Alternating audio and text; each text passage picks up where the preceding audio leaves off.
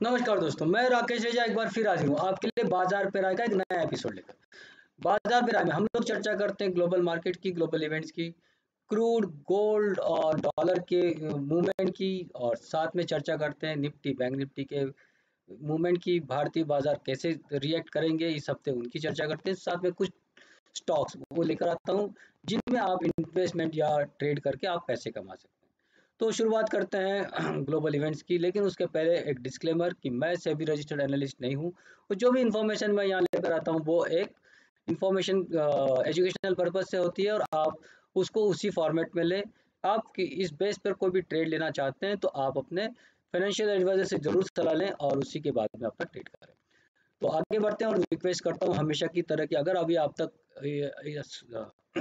अगर आपने इस चैनल को अभी तक सब्सक्राइब नहीं किया है तो आप सब्सक्राइब कीजिए। अगर आपको ये कंटेंट पसंद आता है तो आप लाइक कीजिए, लोगों के साथ शेयर कीजिए और कमेंट कीजिए। तो इसके साथ ही आते हैं अपने मुख्य कंटेंट पर और बात करते हैं ग्लोबल इवेंट्स की। तो अगर हम लोग देखेंगे तो पिछले सप्ताह में कोई एक बड़ा कोई इवेंट या कुछ मसला नहीं था पूरे दुनिया में। सब कुछ एक शांति है, जहां इंडिया में भी कोई बड़ी इवेंट प्रपोज नहीं है, ना कोई ग्लोबल मार्केट में कोई प्रपोज है। अब सबका जो ध्यान रहेगा वो रहेगा अगले महीने जो फेड की पॉलिसी आएगी उसके ऊपर, क्योंकि जो वहाँ थोड़ा जो डेटा आया है ग्लोबल अमेरिका में, वो थोड़ा कंफ्यूजिंग है कि वहाँ वापस से एक अच्छा ग्रोथ दिखाई दे रहा है, और अगर ऐसा होता है तो इंटरेस्ट रेट वापस बढ़ सकते हैं। ये एक लोगों में वापस से भावना जागी है। अगर इंटरेस्ट रेट बढ़ने लगेंगे तो ये मार्केट के लिए या बढ़ते हैं, या उसको जो कमेंट्री आती है उसके हिसाब से लगता है कि जैसे ये साल भर में कोई इंटरेस्ट रेट घटने की संभावना नहीं है, तो मार्केट में वापस एक छोटी सी गिरावट आ सकती है। लेकिन उसका असर कब तक रहेगा, क्या रहेगा, वो हमको देखना होगा। तो फिलहाल ये है कि कोई बड़ी इवेंट प्रपोज नहीं है, कोई बड़ी इवेंट लास्ट वीक में हुई नहीं है, और इसीलिए मार्केट में एक थोड़ी शांति है। सभी जो ग्लोबल मार्केट्स है वो एक अनसर्टन मूड में है। वहाँ एक साइडवेज मूवमेंट चल रही है। इन भारत में भी एक ऊपर नीचे करके एक साइडवेज मूवमेंट चल रही है, और यही मूवमेंट अब हमको आगे के वीक में क्या होगा और कहाँ हमको ट्रेडिंग के मौके हैं, कहाँ हमको इन्वेस्टमेंट करना कहीं चाहिए और कहाँ ट्रेड करना चाहिए, उसको हम लोग अपने चार्ट पे समझने की कोशिश करेंगे। और चार्ट पे देखेंगे कि वो कौन से स्टॉक्स हैं, निफ्टी बैंक निफ्टी के क्या लेवल्स हैं जहां आप ट्रेड कर सकते हैं। तो दोस्तों देखते हैं कि चार्ट हमको क्या बता रहा है, और चार्ट पे से हम समझने की कोशिश करेंगे कि ट्रेंड क्या बन रहा है और कहाँ हमको अपॉर्चुनिटीज़ मिल रही हैं। तो शुरुआत करते हैं डाउ जोन्स से। डाउ जोन्स हमारे लिए इम्पोर्टेंट इस बात इसलिए है क्योंकि ग्लोबल क्यूज या ग्लोबल ट्रेंड हमको वहीं से समझ में आता है। तो अगर हम लोग डाउ की बात करते हैं तो देखिए ये एक ट्रायंगुलर फॉर्मेट में अभी ये ट्रेड कर रहा है, और ये जो ट्रायंगल के जब तक ये बाहर नहीं निकलता तब तक कोई डायरेक्शन मिलना मुश्किल है। तो एक ये हम लोग देखें साइडवेज मूवमेंट है, और कई दिनों से इसी एक दायरे में ये काम कर रहा है। तो यहाँ से हमें फ़िलहाल कोई डायरेक्शन नहीं मिल रही है, तो फ़िलहाल हम इसको छोड़ देते हैं। बात करते हैं नैस्डैक की। तो नैस्डैक भी एक्चुअली एक दायरे में ही चल रहा है, लेकिन दायरा जो है वो अब एक ऊपर साइड के दायरे में काम कर रहा है। अगर हम लोग देखेंगे कि एक जो लाइन मैंने बहुत पहले से ड्रॉ करके रखी हुई है, एक सपोर्ट रेजिस्टेंस की, और उस रेजिस्टेंस से अब हम लोग बाहर आके उस पे वहाँ सपोर्ट लेने की कोशिश डाउ नैस्डैक कर रहा है। अब ये देखते हैं कि सपोर्ट लेता है या सपोर्ट ये तोड़ता है और वापस अपने दायरे में घुस जाता है। यूके की बात करते हैं तो यूके अभी भी अपने ऑल टाइम हाई पे ट्रेड कर रहा है। डैक्स भी काफ़ी अच्छी रिकवरी लेके ऊपर चल रहा है, लेकिन अभी ऑल टाइम हाई से काफ़ी नीचे है, लेकिन अ, यहाँ से वो अपने ऊपर का जो ट्रेंड है वो उसको मेंटेन कर रहा हुआ है। हांगकांग की बात करेंगे तो जो हांगकांग है वापस से देखेंगे कि पिछले 2-3 वीक से ये अपने नीचे का जो लेवल है उसी में वापस से आ गया है, उसी दायरे में वापस आ गया है। तो यहाँ से कोई मतलब मदद नहीं मिल रही है। चाइना की बात करेंगे तो चाइना में भी एक जो रेजिस्टेंस लेवल था, यहाँ हम लोग ने बहुत पहले से ये लाइन जो ड्रॉ करके रखी हुई है, और उसी को अब उसी रेजिस्टेंस को फॉलो करते हुए ये वापस नीचे आ रहा है। और जो जहाँ तक बात निकाई की है तो निकाई का भी अपना जो ट्रेंड है वो कोई ख़ास नहीं है। यहाँ भी मतलब काफ़ी अनसर्टनटी। तो इन उन बातों को देखा जाए तो मार्केट में, दुनिया भर के सारे मार्केट्स में अभी एक अनसर्टनटी है, कोई डायरेक्शन नहीं है, और सारे अभी एक वेट एंड वॉच वाली कंडीशन में है, ऐसा नज़र आ रहा है। क्रूड की भी हालत देख लेते हैं। तो क्रूड ने जो है आप अगर देखेंगे लास्ट वीक में मैंने जो ट्रेड दिया था एग्जैक्टली इसका जो लो था, पिछले बार का मैंने जो टारगेट दिया था उसी एग्जैक्ट टारगेट पे आया था।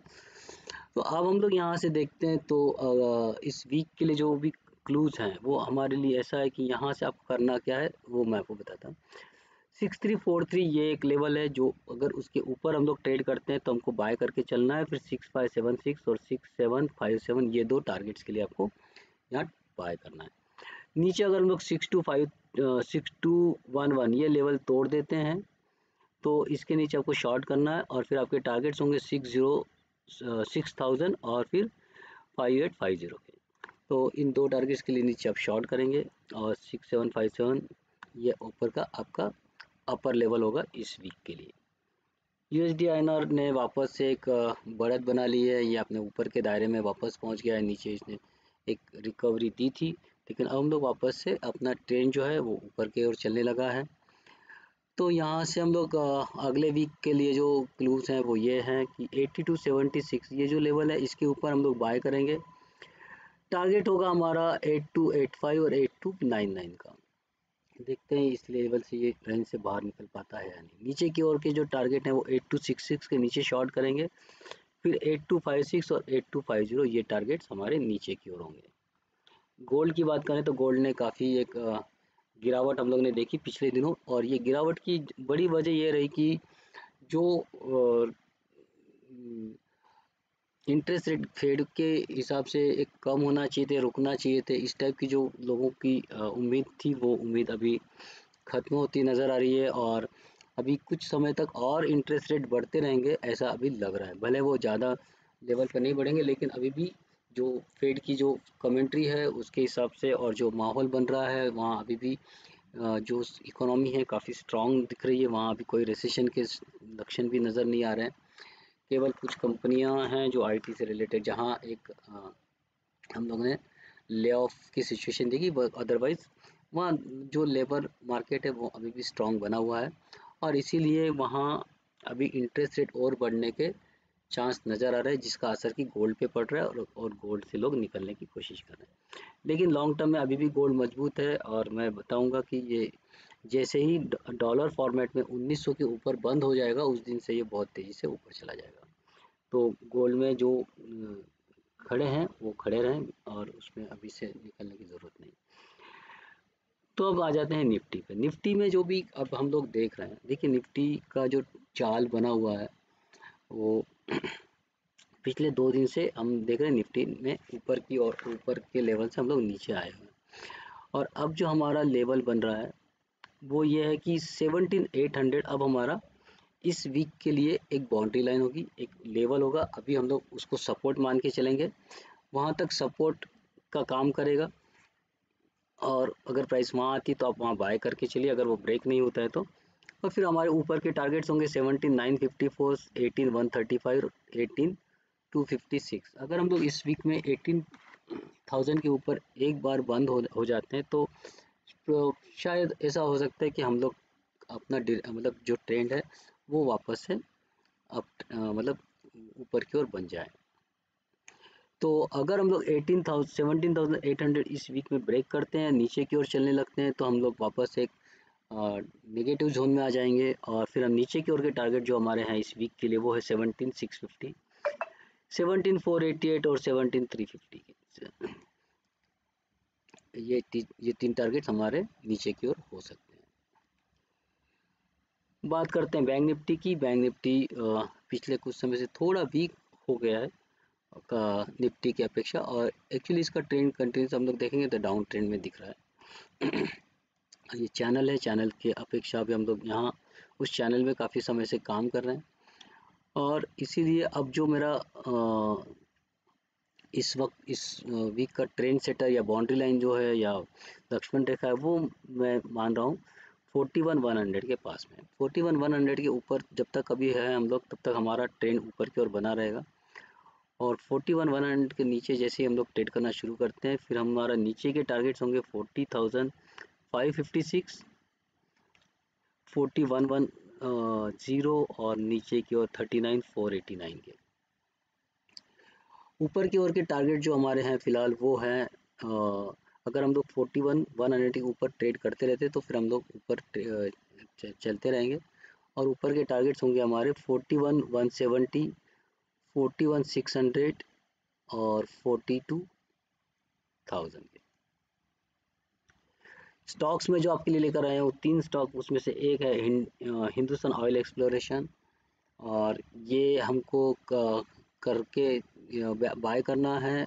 इसको हम लोग बाय करेंगे 149 के ऊपर, और हमारे टारगेट्स होंगे 162 और 179 के। स्टॉप लॉस हमको रखना है 135 का।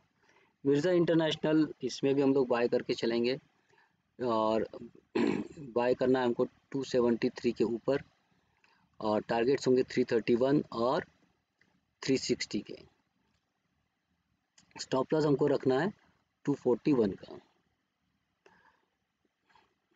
और अगला जो स्टॉक्स है वो है हमारा KSB लिमिटेड। KSB लिमिटेड में हमको बेसिकली यहाँ भी हम बाय करके चलेंगे, और यहाँ जो हमारे स्टॉप लॉस और टारगेट्स होंगे वो पहले तो हम लोग ये कि हमारी एंट्री जो होगी वो होगी 1919 पे। ओके, तो सॉरी ये कहीं कुछ थोड़ा कुछ गड़बड़ हुआ है। 1919,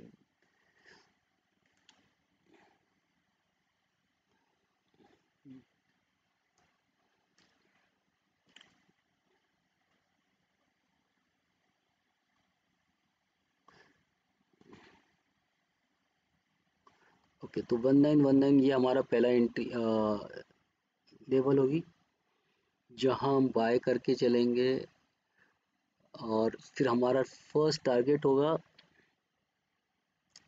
2168 का, सेकंड टारगेट होगा 2462, थर्ड टारगेट होगा 2920 का, और स्टॉप लॉस हमको रखना है 1800 पे।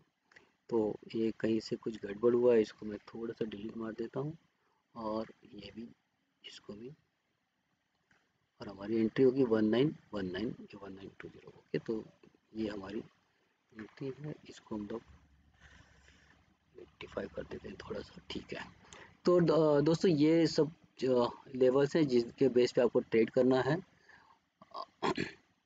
और इसमें आपको 3 लेवल मैं दे रहा हूँ, तो ये लंबा चलेगा, इसके लिए ये मेरा प्रेफरेबल शेयर रहेगा इस वीक के लिए।